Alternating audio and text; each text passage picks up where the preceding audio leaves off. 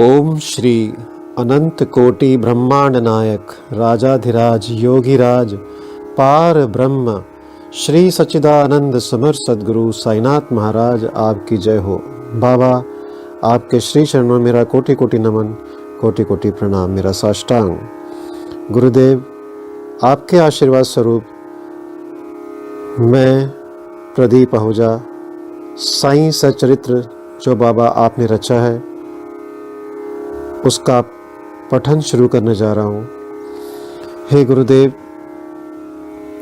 जैसा आपने बताया श्री साईं सच्चरित्र सभी साईं भक्तों के लिए जितने भी हमारे पुराण हैं उनसे कहीं कुछ कम नहीं है और उन्हीं के समान पूजनीय है।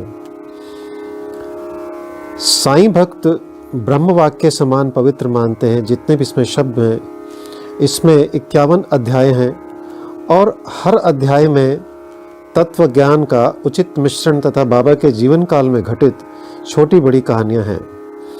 इस ग्रंथ यानी श्री साईं सच्चरित्र के नाम से पूरे विश्व में जाना एवं पूजा जाता है तथा विभिन्न भाषाओं में साईं बाबा संस्थान द्वारा प्रकाशित किया जाता है। इसमें श्री साईं बाबा के जीवन काल में घटित घटनाओं को श्री गोविंदराव रघुनाथ दाभोलकर उपनाम श्री हेमाड पंत जी, जो कि इनको बाबा ने दिया, इन्होंने बाबा की आज्ञा लेकर इसे संकलित किया, जिसे सर्वप्रथम श्री साईं बाबा संस्थान विश्वस्त व्यवस्था शिरडी ने सन 1929 में प्रकाशित करवाया था।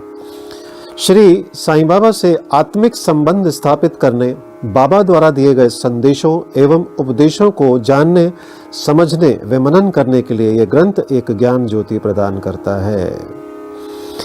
आपको प्रणाम करते हुए, आपसे आत्मिक निवेदन करते हुए, हे साईं बाबा, हे सद्गुरु, श्री साईं सच्चरित्र ग्रंथ का अध्ययन कम से कम एक अध्याय प्रतिदिन करें तो सभी भक्तों को हर पल रोम रोम में बाबा की प्रतीति हो और उनका अनुभव होगा तथा उनकी कृपामृत दृष्टि आप पर निरंतर बरसती रहेगी।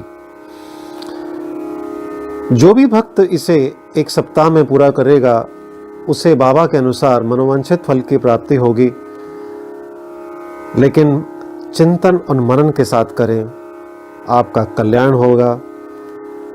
आइए श्री साईं सच्चरित्र का अध्याय 1 मैं प्रारंभ कर रहा हूं, जो कि इस तरह है।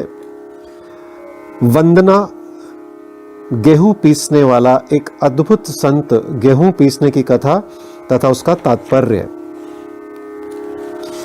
ये पहला अध्याय है और आप सब इसे एकाग्रचित होकर के सुने। जो भी इसे सुनेगा और मनन करेगा ये उचित फलदायक है। आइए प्रारंभ करते हैं। अध्याय 1। पुरातन पद्धति के अनुसार श्री हेमाड पंत श्री साईं सच्चरित्र का आरंभ वंदना द्वारा करते हैं। प्रथम श्री गणेश को साष्टांग नमन करते हैं, जो कार्य को निर्विघ्न समाप्त कर उसको यशस्वी बनाते हैं, और कहते हैं कि श्री साईं ही गणपति हैं।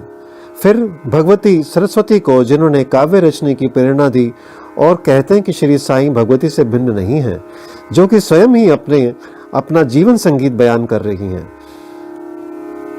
फिर ब्रह्मा, विष्णु और महेश को, जो क्रमशः उत्पत्ति, स्थिति और संहार करता है, और कहते हैं श्री साईं और वे अभिन्न हैं, वे स्वयं ही गुरु बनकर भवसागर से पार उतार देंगे।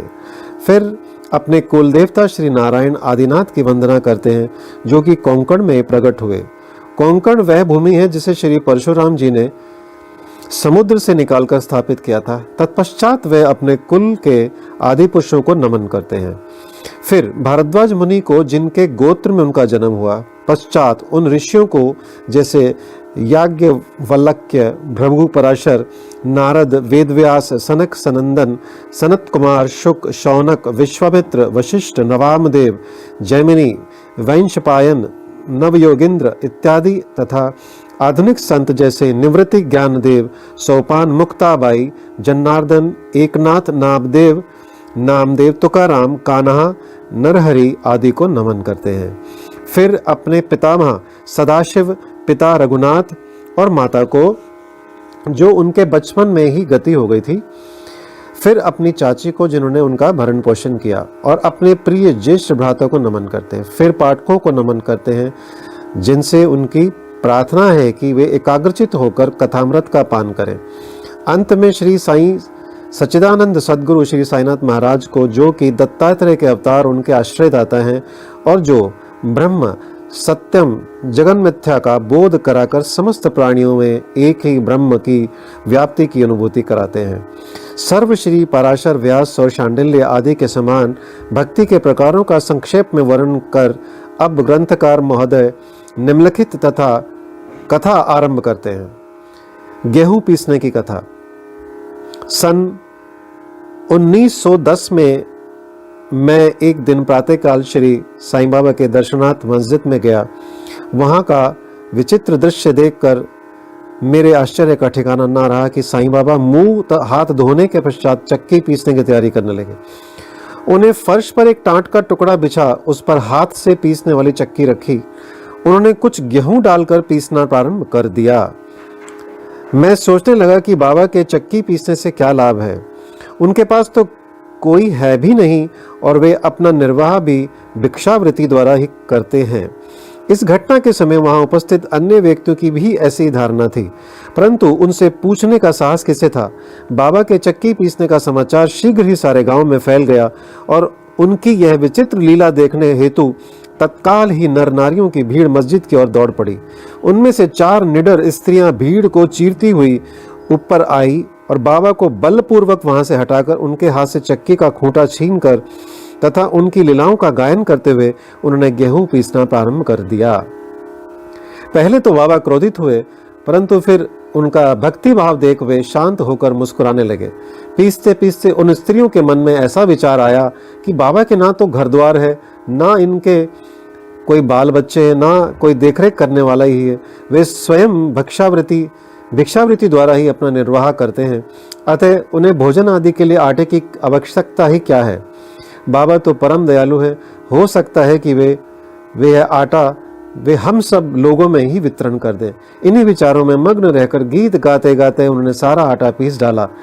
तब उन्होंने चक्की को हटाकर आटे को 4 समान भागों में विभक्त कर लिया और अपना अपना भाग लेकर वहां से जाने को उद्यत हुई।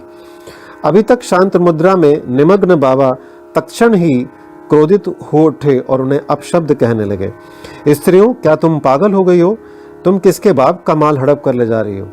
क्या कोई कर्जदार का माल है जो इतनी आसानी से उठा कर लिए जा रही हो? अच्छा, अब एक काम करो कि इस आटे को ले जाकर गांव की मेंढ यानी सीमा पर बिखेर आओ। मैंने शिरडीवासियों से प्रश्न किया कि जो कुछ बाबा ने अभी किया है उसका यथार्थ में क्या तात्पर्य है। उन्होंने मुझे बतलाया कि गांव में विषुचिका यानी हैजा का जोरों से प्रकोप है और उसके निवारणार्थ ही बाबा का यह उपचार है। अभी जो कुछ आपने पीसते देखा था वे गेहूं नहीं वरन विषुचिका हैजा थी, जो पीस कर नष्ट कर दी गई है। इस घटना के पश्चात सचमुच विषुचिका की संक्रामकता शांत हो गई और ग्रामवासी सुखी हो गए। यह जानकर मेरे प्रसन्नता का पारावार न रहा। मेरा कौतूहल जागृत हो गया। मैं स्वयं से प्रश्न करने लगा कि आटे और विषुचिका यानी हैजा रोग का भौतिक तथा पारस्परिक क्या संबंध है, इसका सूत्र कैसे ज्ञात हो। घटना गम्य सी प्रतीत नहीं होती। अपने हृदय की संतुष्टि के हेतु इस मधुर लीला का मुझे 4 शब्दों में महत्व अवश्य प्रकट करना चाहिए। लीला पर चिंतन करते हुए मेरा हृदय प्रफुल्लित हो उठा है और इस प्रकार बाबा का जीवन चरित्र लिखने के लिए मुझे प्रेरणा मिली। यह तो सब लोगों को विदित ही है कि ये कार्य बाबा की कृपा और शुभ आशीर्वाद से सफलतापूर्वक संपन्न हो गया। आटा पीसने का तात्पर्य। शिरडी वासियों ने इस आटा पीसने की घटना का जो अर्थ लगाया वह तो प्राय ठीक ही है, परंतु इसके अतिरिक्त मेरे विचार से कोई अन्य अर्थ भी है। बाबा शिरडी में 60 वर्षों तक रहे और इस दीर्घ काल में उन्होंने आटा पीसने का कार्य प्रायः प्रतिदिन ही किया। पीसने का अभिप्राय गेहूं से नहीं वरन अपने भक्तों के पापों, दुर्भाग्यों, मानसिक तथा शारीरिक तापों से था। उनकी चक्की के 2 पार्टों में ऊपर का पार्ट भक्ति तथा नीचे का कर्म था। चक्की की मुठिया जिसे पकड़कर वे पीसते थे वह था ज्ञान। बाबा का दृढ़ विश्वास था कि जब तक मनुष्य के हृदय से प्रवृत्तियां, आसक्ति, घृणा तथा अहंकार नष्ट नहीं हो जाते, जिनका नष्ट होना अत्यंत दुष्कर है, तब तक ज्ञान तथा आत्मानुभूति संभव नहीं है। यह घटना कबीरदास जी की इसके तदनुरूप घटना की स्मृति दिलाती है।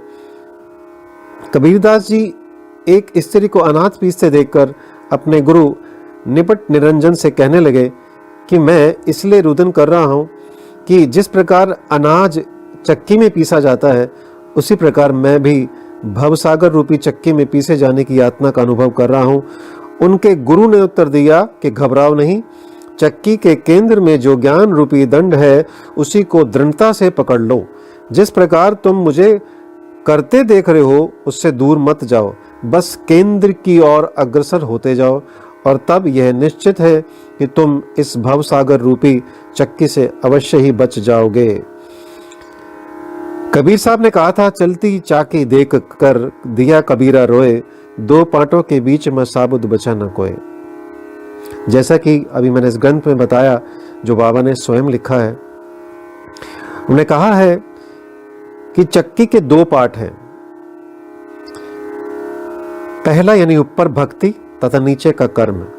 चक्की की मुठिया, दंड जिसे पकड़कर घुमाया जाता है, वो था ज्ञान। तो जो भी भक्ति में सरोबार रहेगा, अपने कर्म करता रहेगा अच्छे से, और सबसे इम्पोर्टेंट यानी सबसे महत्व वाली जो बात है वो ये है कि जो बीच का पार्ट यानी दंड है, वो ज्ञान, वो अति आवश्यक है, उसको पकड़ के रखना है। ज्ञान की धारा में बहते जाइए। आज का अध्याय इतना ही है। जय साई राम। श्री सद्गुरु साईनाथ प्रणमस्तु। शुभम भवतु। ओम साई राम।